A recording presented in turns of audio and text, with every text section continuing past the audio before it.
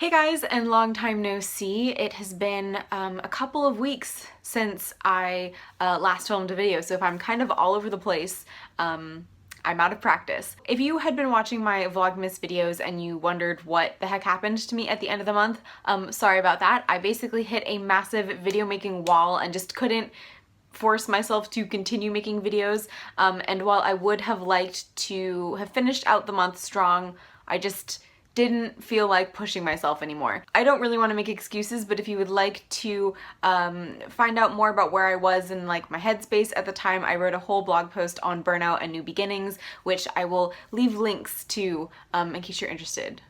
Yeah, it's been a long time because I'm doing weird hand dances. I'd actually intended on jumping right back into making videos in the new year and then ended up getting sick and kind of took the first 2 weeks of the new year off. Not only was I not making videos, but I wasn't on social media pretty much at all, so I really got just a solid 2 weeks to recharge and to hang out with my family and read books and watch Netflix and sleep in, and honestly I feel like that was the best thing that I possibly could have done to start off the new year on a really refreshed, really positive note. That being said, I am now getting back into the swing of things, and I thought the best way to get back into making videos would be to talk to you guys about my goals for 2017. So I think it's fair to say that 2016 was kind of my most structured reading and channel year ever, and I thought before we get into the new year stuff, I would go through my goals for 2016 and we can see how I did. My big goal for 2016 was to read 50 books, and while I didn't get quite there, I got close. I read 39 books total, and I'm actually really happy with that number. I'm not the kind of booktuber that does fancy graphs and statistics for you guys,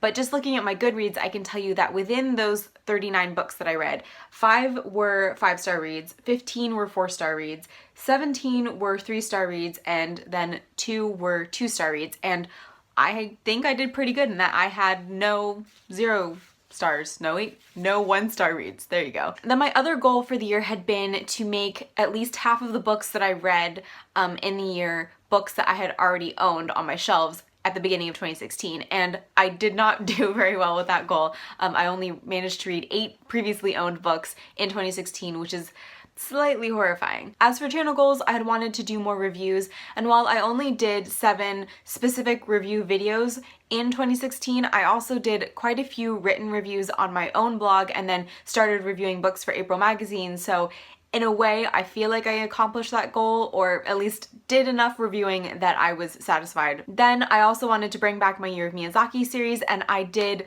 so very well with that. I'm very pleased. I do have one remaining video to edit and put up sometime this week, but generally speaking, I watched through the entirety of Studio Ghibli's film backlog and really had a great time doing it. Not only did I really love watching the films and dissecting them, but I loved the interactions I had with you guys. Honestly, I got so many amazing comments on those videos, especially from people who don't normally watch or comment on my videos, and it was just this really amazing place where we could discuss these films that are nostalgic for so many of us and that are just so amazing on so many different levels. So yeah, that was definitely one of my highlights of 2016. And then my final channel goal for 2016 had been to do more creative videos. So I started off the year with a couple of trip and daily vlogs. I did some original fiction and did some journaling videos, which you guys seem to really enjoy. However, I wasn't super great at being consistent with those videos, and I think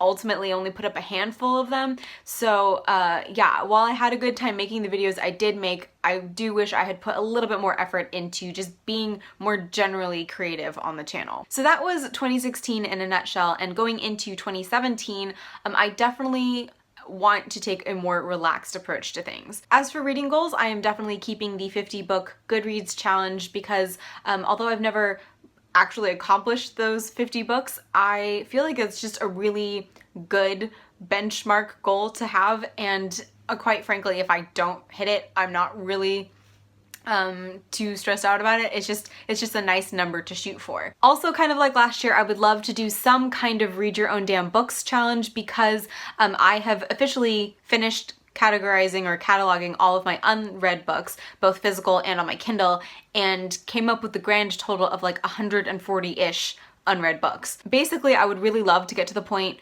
where if I had somebody looking at my shelves and they pointed out a random book, I would not only be able to give them a summary of the book, but would be able to give them a thoroughly informed opinion of that book. Obviously, right now with 140 books, I'm not there at all. Now, in the grand scheme of BookTube, I don't tend to buy that many books in a year, and I don't really think I have a book buying problem, so I'm not going to be restricting myself in that area. But one thing I have noticed about my book buying in 2016 is that the books that I'm more and more drawn to are books that are published by smaller publishers and indie publishers, and in those cases I really like to buy directly from the publisher because then they get the full profit of that book and they don't get like a weird cut because they had to go through a middleman, which is great, and I'm all for supporting indie businesses, but those books tend to be more expensive because you're not getting the discount that, say, like Amazon or Barnes & Noble or something give you because they buy in bulk. So my thought process here is that if I focus on reading the books that I already own and cut out buying random books just to have them, I will ultimately have more money to spend on those independently published books that ultimately I end up enjoying more anyways. As for more TBR specific goals for the year, I do have my Back to University TBR, which I created last year and didn't really end up doing much with, that I would like to continue reading off of. I also have my Classics TBR that I talked about during Vlogmas that I would like to read off of, but I'm gonna be super casual about those challenges and not really, I'm not trying to meet a specific quota within those TBRs. Those are just general checklists that I would like to keep track of for myself. And my final reading goal for the year is to try and read more broadly when it comes to genre. You might notice that I don't have a cultural diversity goal here, and that's mainly because I don't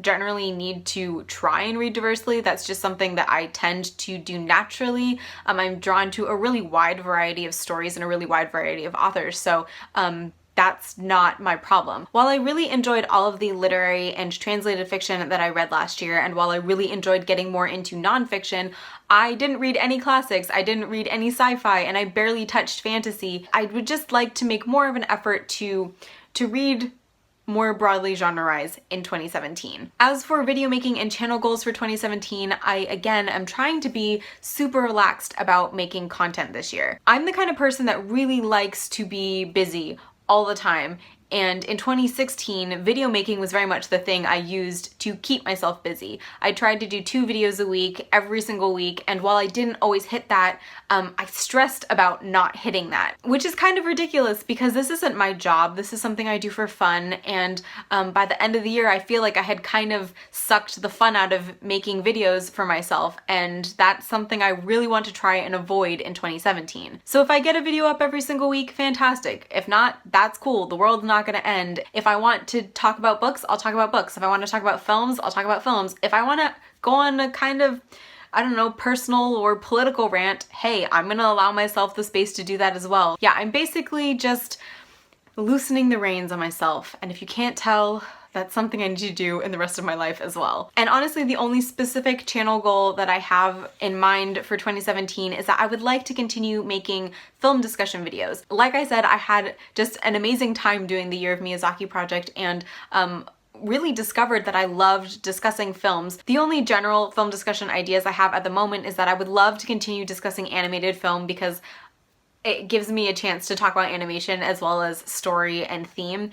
But I would also really like to discuss some minority films. So films maybe not made in the big Hollywood engine, but maybe some films more independently produced, specifically by minority creators. So if you guys have any recommendations for films you think might be interesting for me to watch and discuss, please feel free to leave them for me in the comments below. So those are my goals for 2017, and I'm honestly really looking forward to everything that the new year has to bring, all of the new reading, all of the new experiences, and hopefully I can push myself a little bit more in 2017 than I did last year. I really hope you guys are looking forward to 2017 and all of its possibilities as well, because I know there's a lot of negativity and a lot of hate and a lot of division right now in the world, especially here in the United States, especially this week. And don't get me wrong, I am right there with the rest of you when I say that I am pretty much terrified for the next 4 years. Like, I don't know what's gonna happen. None of us know what's gonna happen. But I'm also of the mindset that you can't go back and change the last few months of 2016.